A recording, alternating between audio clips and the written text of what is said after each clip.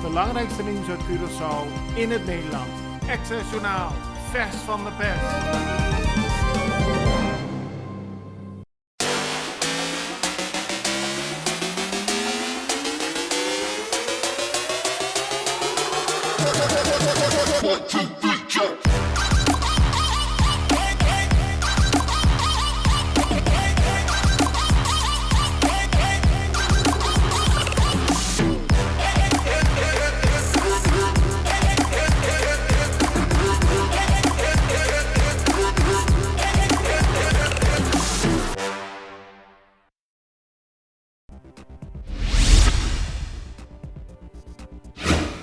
De ontvanger heeft beslag gelegd op de rekeningen van de GGZ, de Stichting Geestelijke Gezondheidszorg Curaçao. Dat werd gisteren bekend. Directeur Henk Kampsteeg zegt vandaag in de Extra dat hij er alles aan zal doen om te zorgen dat de werknemers toch betaald kunnen worden deze maand. Er is al lange tijd sprake van een grote achterstand in de betaling van loonbelasting door GGZ. De GGZ op haar beurt zegt dat de overheid al lange tijd achterblijft in het aanpassen van de tarieven. Die zijn sinds 2001 niet meer aangepast en dat zorgt voor geldgebrek bij de GGZ. Genodigden konden gisteren een kijkje nemen bij de voortgang van het Marriott Courtyard. Het hotel moet in oktober 2022 opengaan en heeft 152 kamers en suites. Het is een investering van Gilbert Ricardo van Gold Investment Curaçao in samenwerking met verschillende pensioenfondsen. De totale investering voor de bouw van het hotel is 60 miljoen gulden, zo werd gisteren bekendgemaakt.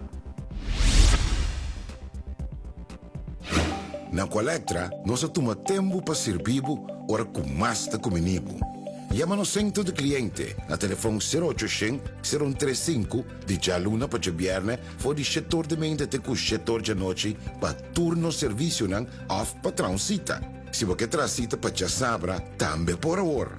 Por escolher para trabocita, riba aqualectra.com e aproveitar a mesora, põe o documento na cerca para visita cerca nós, vai mais fácil.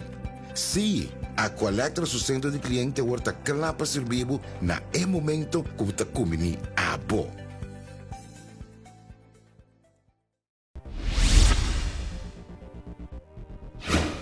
De Curaçaose Orde van Advocaten is zeer ontstemd over de uitlatingen van de Vereniging van Christelijke Pastoors, APK.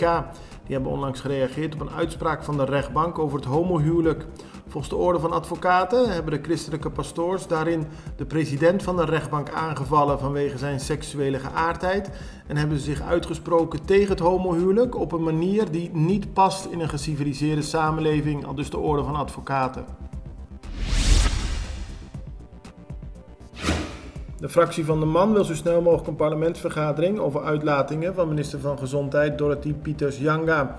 Zij heeft zich onlangs in een interview uitgesproken over het gebruik van ivermectine en vitaminepreparaten bij de behandeling van COVID. Volgens de fractie van de MAN gaan de uitlatingen van de minister lijnrecht in tegen het beleid van de regering en daarover willen ze een vergadering.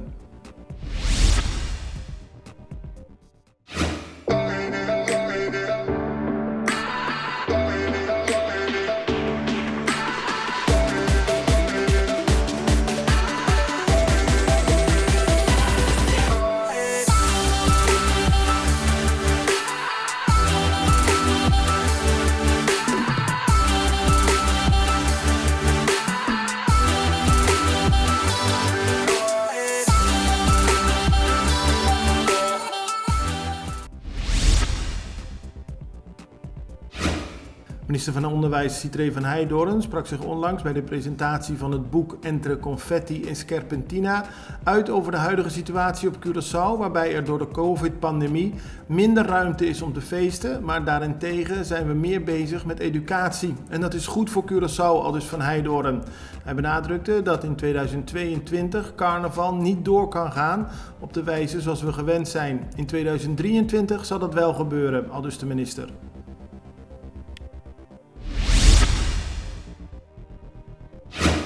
Verschillende natuurverenigingen zijn naar de rechter gestapt omdat ze het niet eens zijn met de beslissing van de overheid om het gebied van Oostpunt te gaan ontwikkelen.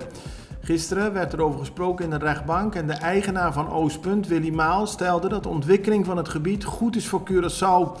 Hij vindt het jammer dat er steeds wordt geprobeerd om ontwikkeling tegen te houden. Volgens Maal proberen hij en zijn familie al sinds 1993 om Oostpunt te ontwikkelen.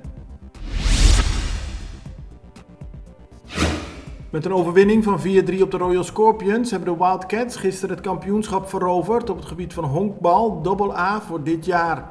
Daarmee zijn de Wildcats in de afgelopen 6 jaar 4 keer kampioen van Curaçao geworden. Het belangrijkste nieuws uit Curaçao in het Nederland. Extra Journaal, vers van de pers.